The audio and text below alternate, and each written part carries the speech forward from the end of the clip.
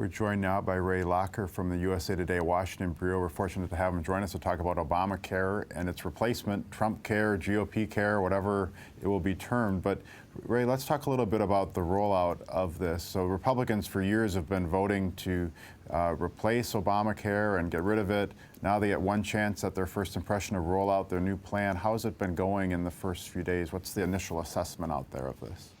Well, the initial assessment is it's good if you make a lot of money. It's bad if you don't make money and are on Medicaid.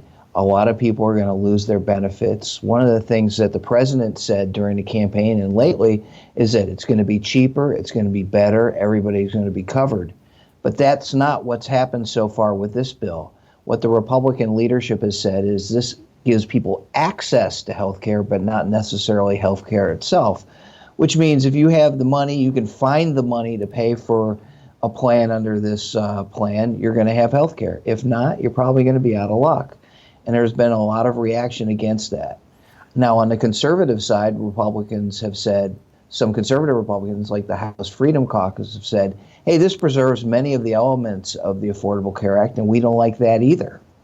Yeah, so let's talk a little bit. If you roll back the clock, Obamacare, when it was presented, it had challenges to get it through. Even further back, Hillary Clinton, when she was working on health care under Bill Clinton. This is a complicated area to make work and make everybody happy. I mean, how would you compare the initial reaction to this plan versus some of the challenges in the past, and how troublesome it may be to get this approved?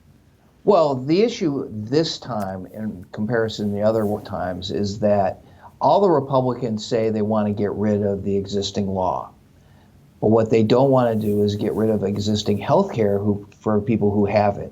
So they're trying to split the difference, and that's extremely difficult. The fundamental problem for everybody, whether you're a Republican or a Democrat, is paying for it. Everybody wants health care.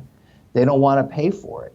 That was one of the huge problems with the Affordable Care Act, is raising taxes to have people who make more money pay a greater share to help people who don't have money get their health care.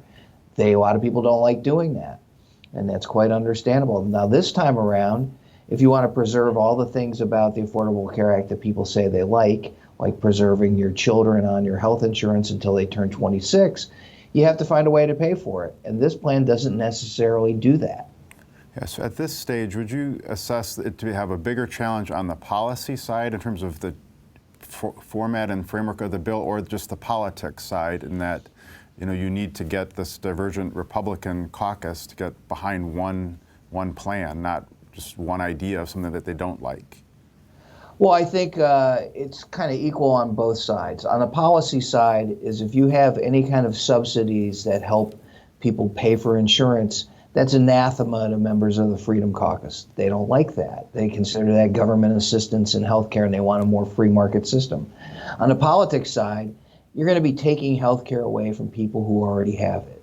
And that's going to be a nightmare no matter how you phase it in. So you say it's going to kick in 2019. You're still going to have story after story about people who had health insurance who then lost it. And that's not going to be very popular.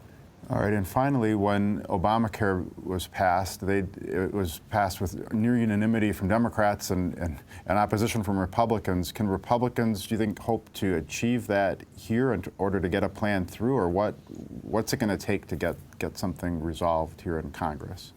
There are challenges in the Senate. Can they get all the Republicans, and they got 52, to vote as a block? And there's a lot of people who are kind of skittish.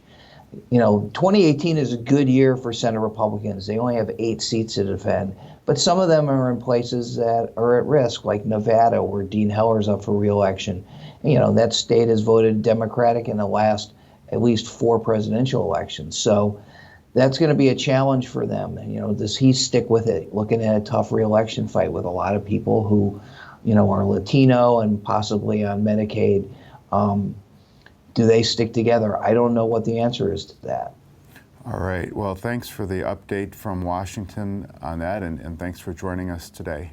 My pleasure. Thanks for having me.